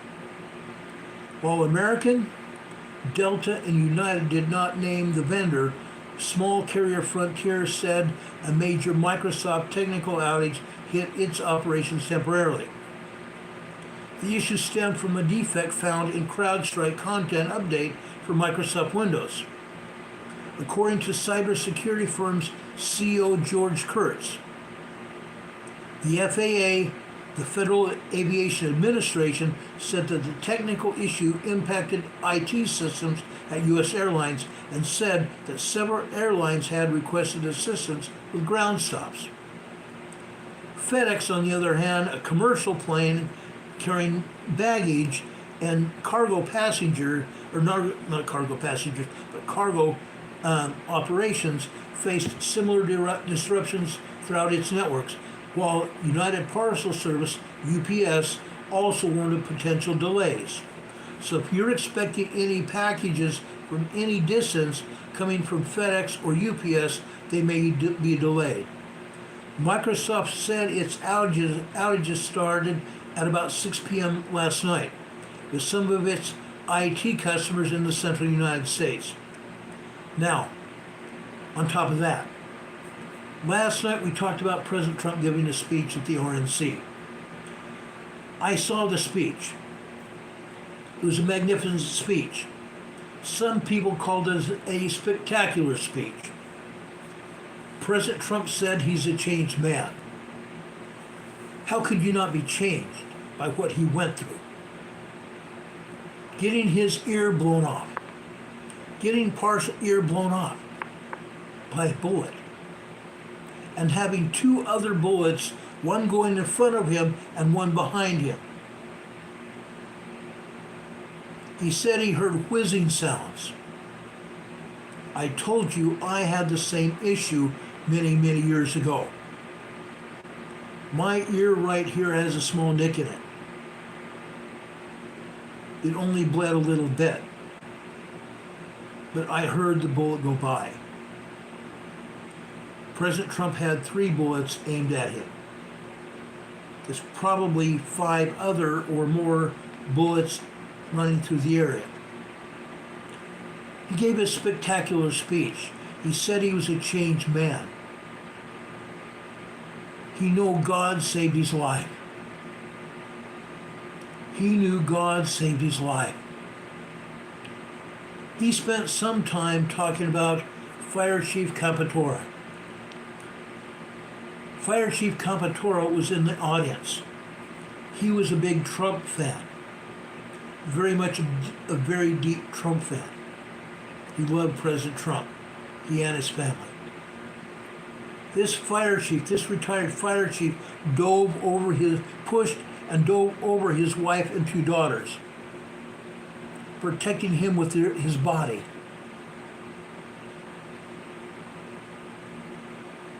And a bullet struck him in the head and killed him. President Trump had spent some time last night talking about Fire Chief Capatora. His family and his fire department brought over his fire safety helmet and his turnout gear to display at the RNC last night. And President Trump had a moment of silence in respect for the fire chief and the 2 other people that were injured as a result of the attempted assassination attempt. He said he was a changed man. President Trump and his friends and the campaign put up a GoFundMe account for the fire chief and the 2 other men. I don't remember their names right off the top of my head. But he set up a GoFundMe account for those 3 families.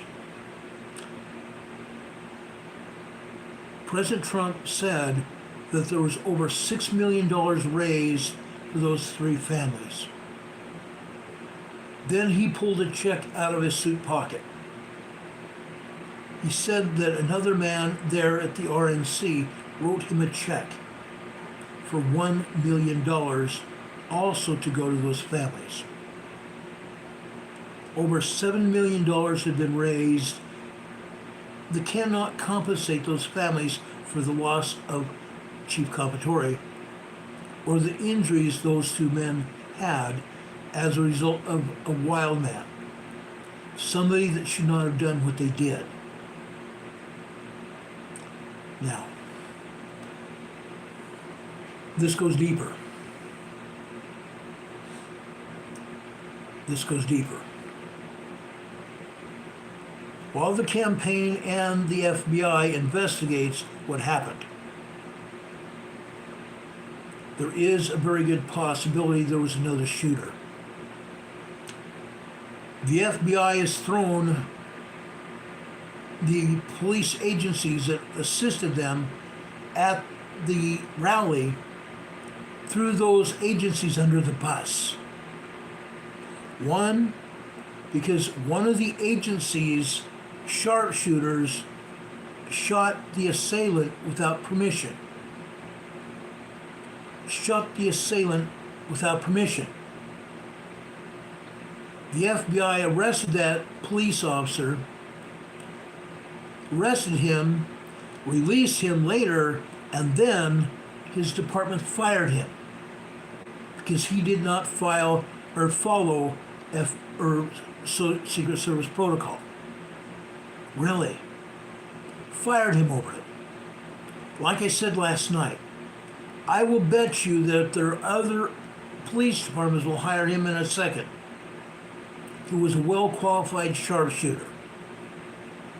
Now let me tell you another story.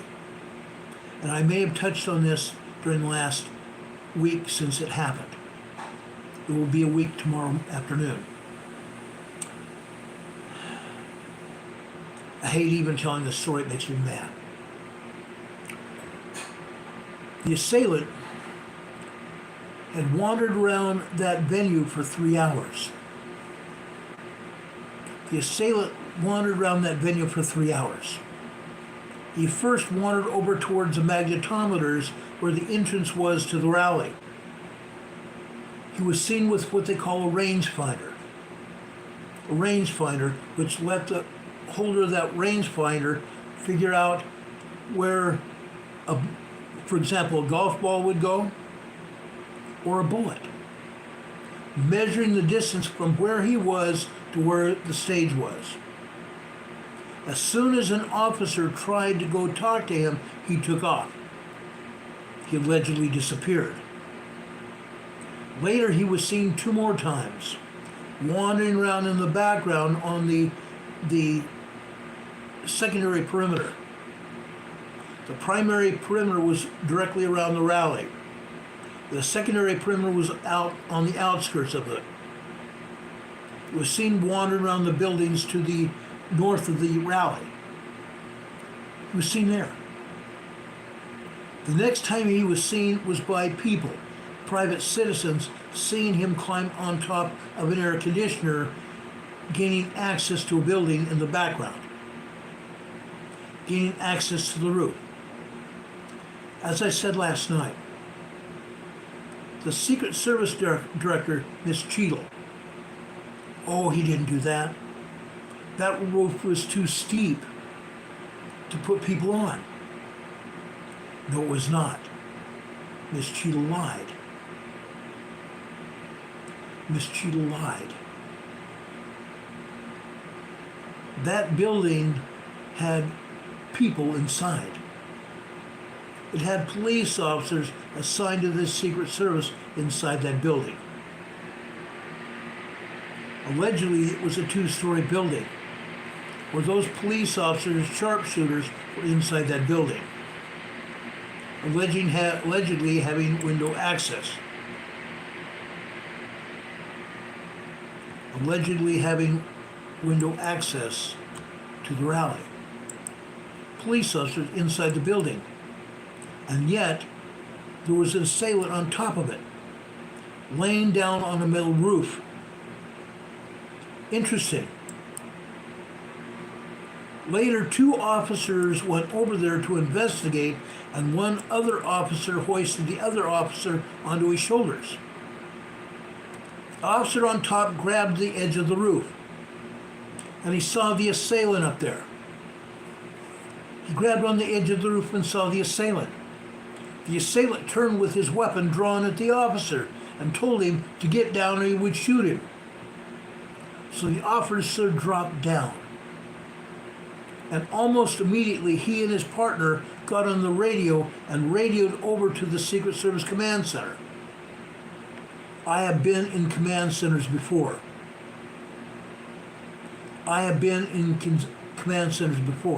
Many, many times. All of the officers and the Secret Service were on a command channel, a tactical channel. Where I come from over in Denver and also in California, we called it Claymores, and a mutual aid agency frequency, where we all could be on that frequency to talk about specific instances. In this case, every one of those police officers and Secret Service agents were on that frequency. Well, guess what? The Secret Service says that they didn't hear the command frequency go off. They didn't hear the police officers talking. That's the story. The Secret Service lied. The Secret Service out and out lied. Ms. Cheadle said the reason she didn't have officers on that roof herself instead of the assailant is it was too steep.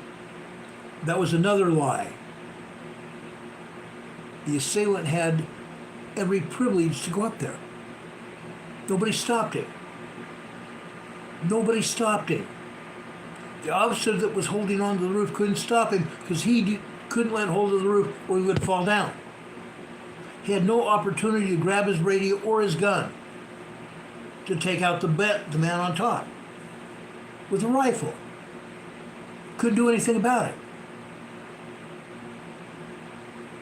But there's something else that you all ought to know. There was also a water tower. And guess what? The surveillance video from that area showed someone on that water tower. But the Secret Service isn't saying who it is. The Secret Service did not have the manpower to put their snipers all over the place. They had to ask for permission from adjacent law enforcement agencies to assist them. And the adjacent agencies told the Secret Service they did not have enough men to do the job. And yet the Secret Service still lied about it. And now they are throwing those agencies' officers under the bus. Don Patoka is asking why they did not react. That is the question of the hour. Why the Secret Service did not react. Now, as I said, this story gets even weirder. Yes, there may have been someone else up on top of that water tower who also would have had a clear view of the stage where President Trump was. But as I said last night, there is Secret Service protocol. If they have any reason to believe that there is any kind of security violation, any kind of assailant that would do harm to the protectee, which is the former president, their protocol says that they must evacuate the protectee to cover and get them out of the area. Why did they not do that? Why did they not do that?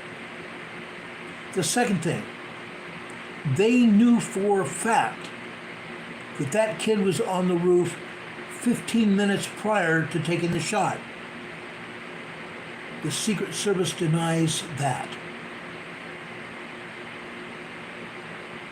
They deny the radio calls. They deny everything. If they knew that that man was on the roof Why did they allow President Trump to go out to the stage?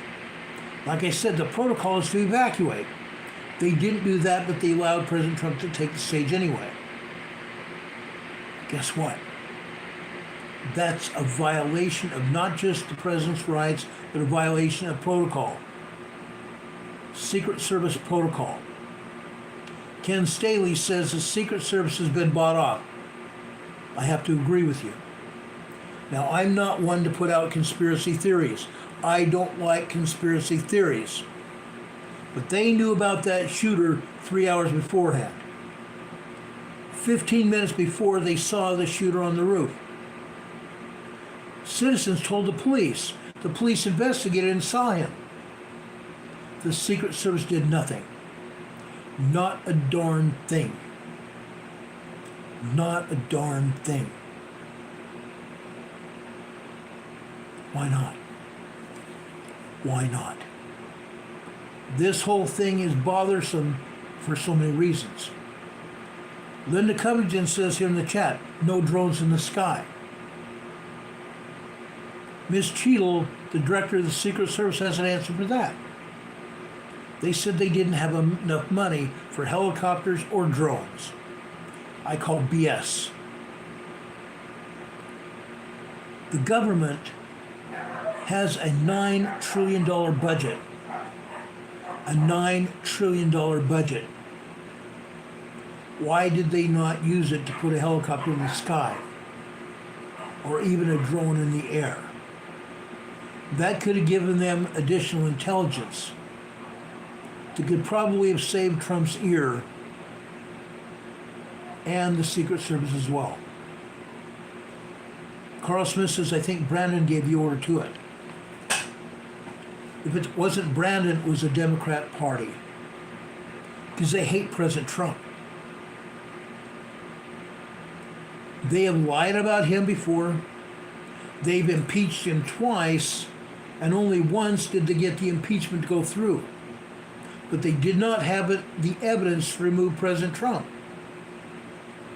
Then, once he's out of office, they accuse him of all sorts of other crimes. And like I said last night, the January 6th committee composed of mostly Democrats lied about him there. They produced false evidence, false information. False information. The Democrat leadership in the House produced false information, and all they did was slap their hands. Oh, sorry, you shouldn't do that. If I had been I was a federal police officer. If I had been on the street and wrote a false police report, I'd be sitting in a federal penitentiary today. And yet the equivalent was done. The exact equivalent was done. The Secret Service is lying through its teeth. I believe the politicians have done this. The politicians are responsible. Now, I told you last night that Mrs. Biden also had an event also in Pennsylvania. She probably does have her own Secret Service entourage that follows her, wherever she goes. But the Secret Service took people away from President Trump. Why? Further exposing President Trump to what happened. Unreal. And it goes and goes and goes. But now the Secret Service is throwing the police departments out under the bus. What's going to happen? More and more police agencies are going to refuse to back up the Secret Service. Because the Secret Service is the people, the police officers and the departments are afraid that those officers will be thrown under the bus as well. Because of the Secret Service being a federal agency that's not supposed to lie. And so the Secret Service is getting its hand slapped. But when it's politics, and I believe this is politics, but there's going to be an increasingly huge amount of pressure put it on the Secret Service, trying to get police agencies to help them out in the future. Other agencies throughout this country are going to bring more and more officers in cities that will host President Trump in the future, because they're there to protect the president. They are there to protect the president, not to help the Secret Service. They will have their own command staff, and they will be backing themselves up. The Secret Service has to rely on other agencies in order to do their job. Back when Dan Bongino was a member of the Secret Service, at the time there was only 3,000 agents nationwide to help protect the protectee, mainly the President of the United States, the Vice President, and their First Lady, First and Second Ladies. What else does the Secret Service do? They work with financial crimes. Financial crimes. I have a feeling that's going to go out the window, because right now the Secret Service cannot do its job. They might have 5,000 officers now, 3,000 officers when Dan Bongino was part of the service, but not now. There's going to be a lot of hell to pay. Miss Kimberly Cheadle will get fired. Right now she refuses to resign. She's going to get fired. FBI Director Wray will get fired, because Director Wray he and his department are conducting the investigation. He's going to get fired. Who is over both those organizations? Like I said, the umbrella organization is Homeland Security. Homeland Security Director or Secretary of Homeland Security is Alejandro Mayorkas. He's probably also going to get fired, and he should. He is supposed to oversee the entire operation of the FBI and the Secret Service. And the Secret Service screwed it up. The Secret Service really screwed up this time. And then we come to the other factor I talked about last night. Robert F. Kennedy Jr. The Biden administration is still not allowing RFK Jr. protection. And yet his own father and uncle were gunned down by assassins. What happened? In my own opinion, the CIA and President Johnson were responsible for RFK's death. They didn't like what RFK was doing, or John F. Kennedy was doing. That's why. And RFK, Robert Fitzgerald Kennedy, was the Secretary of State. Unreal. Both civil servants got gunned down by assassins. And yet, Biden will not let RFK have Secret Service. It's a bunch of crap. Don Patoka, my dearest friend, says, and they wonder why hardly anyone wants to become a police officer. Exactly. Back in 2009, I left federal service. I got to hate my job. I was so glad that I was let go. They laid off over 110 federal officers throughout the United States because we were senior officers.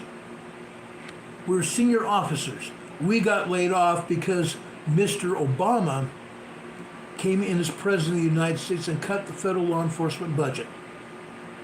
We know that Obama hated the federal agents. He hated police officers. He laid us off. He badmouthed other officers, and then he had to eat crow by inviting a police officer to what he called the beer summit. What a bunch of crap. What a bunch of crap. Little Lamb says that RFK has to do what many others do, many other high-profile people do, was hire their own security people. Yeah, that's sad. That's sad. But like I said, I don't believe that that kid, without any military experience, that had been thrown out of getting into the shooting club at his high school because he was not accurate. He had no military experience. And yet he was on that roof and allegedly shot President Trump. And then a police sharpshooter killed him and was fired. There may have also been a shooter on that water tower that I told you about. Unreal. So that's the latest on what's going on. That's the latest what's going on. I'm highly discouraged by it. Because our law enforcement agents in the federal government don't tell the truth. They're not doing their damn jobs. And they're not telling the truth. Okay? Sleeping Volcano says, oh, he was trained. And he was set up to do this. Yes, people, we don't know who they are, but people trained him to do it. He wanted to get in the shooting club in high school, but he was not accurate enough. He couldn't pass their tests. So they wouldn't let him in the shooting club. He's a graduate of high school. But he wasn't good enough. Yes, he got trained from someplace. You've seen carrying a backpack probably full of ammunition. And also a rifle on his back in a rifle case. Why did they not stop him? Incredible. Canadian Patriot here in the chat says Trump must have real security for tomorrow's rally. SEAL Team 6 offered to protect President, but the DHS, the Department of Homeland Security, said no. Isn't that interesting? Alejandro Mayorkas said no. Why not, Mr. Mayorkas? Mr. Mayorkas, I challenge you to come on my show. Come on this show and tell us why you would not allow SEAL Team 6 to protect the president. I will bet you that some of that SEAL team will still come in. Or former SEAL team members will come in to help protect the president. Because they will not allow dipsticks that like happened last week. They will not allow dipsticks to do it again. There was a major security failure here with the Secret Service. It's sad. It's sad. Yes, they will try again, Sleeping Volcano says, and I believe that. There's already other threats against President Trump now. They may try again very soon. Also, there are threats coming out of Iran that the Secret Service is denying. The FBI is denying. Homeland Security is denying. I believe the Iranians will also try to take out President Trump because they don't like President Trump at all. Okay? I am hoping whoever tries it again will not be successful. We hope and pray.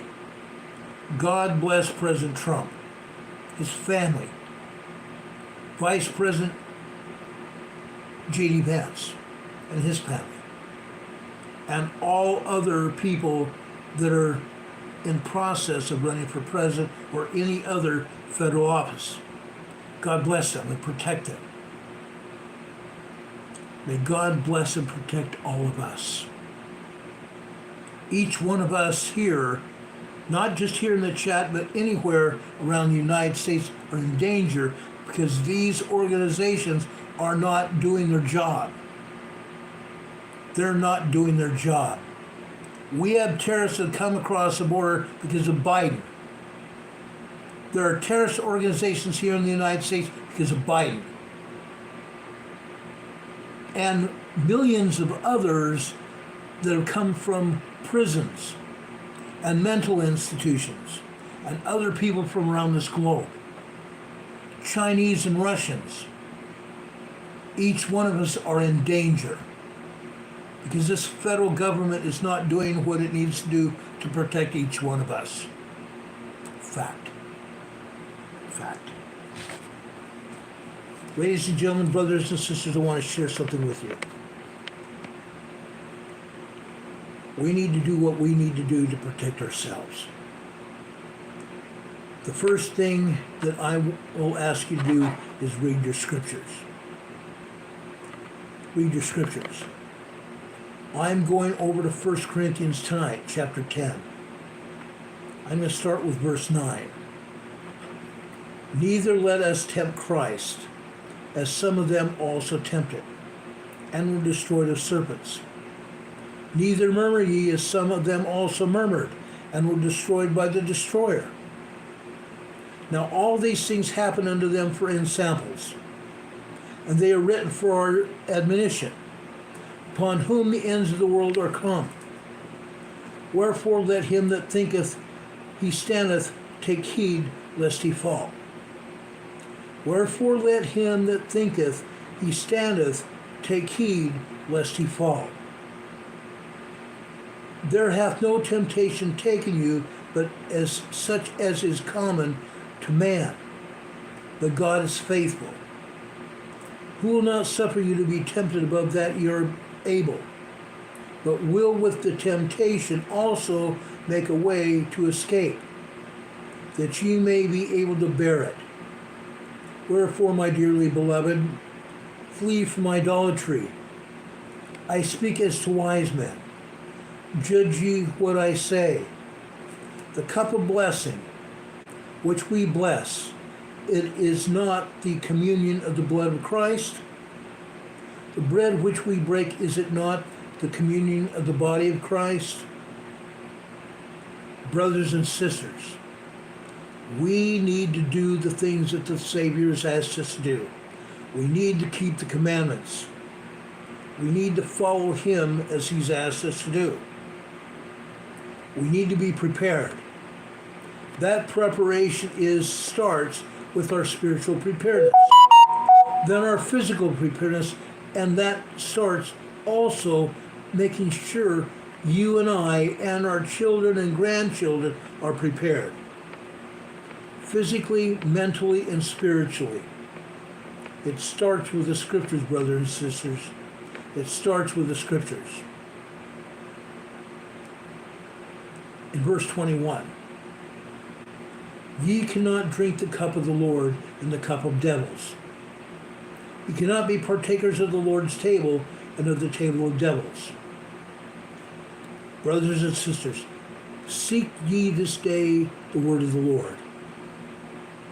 Seek the way of the Lord. Seek to follow the commandments of the Lord. Stay straight with the Lord. In verse 30 and 31, for if I by grace be a partaker, why am I evil spoken of? For that for which I give thanks. Whether therefore ye eat or drink, or whatsoever ye do, do all in the glory of God. That is exactly what we need to be doing. Doing all for the glory of God. Brothers and sisters, I love you. I care about you. That's why we talk about what we talk about. Being prepared. Being prepared. Also being prepared with food and water. Food and water. And all else that we need to have in order that we might survive what's going to happen. I believe that a lot more is going to happen. And we need to be prepared for it. I've given you something to think about today, I hope. Being prepared. Being spiritually, physically, and emotionally prepared. I don't know what's going to come of this investigation, but I have a feeling it's nothing but lies. God bless us. God bless President Trump and his family and all others around him. May God be with you, brothers and sisters. I mean that sincerely. God be with you. Now, tomorrow I may be back on the air for a short while. I'll be talking mostly about what happened in South America last night. I'll be talking about the damage estimates and stuff. I may also be talking about President Trump and other things going on. I will keep up with all of you and let all of you know what's going on. If I come on the air tomorrow, I also come on the air Sunday at noon with Come Follow Me, the Savior Said. Come Follow Me is our Sunday school class that I have here on Emergency Management Associates every Sunday. We've been doing for almost 4 years. We'll be talking about the life of Jesus Christ and what the life of Christ means to us. I appreciate all of you. I love each and every one of you. May God be with you. May God bless you. May God be with you until we meet again. We will see you on the other side. Thank you all for being here. Linda Covington says, get some rest. Yes, I will do that too. Please pray for Carol and I and our family too. Our kids need it right now. Thanks so much, everyone. We love you very much. See you soon. God bless.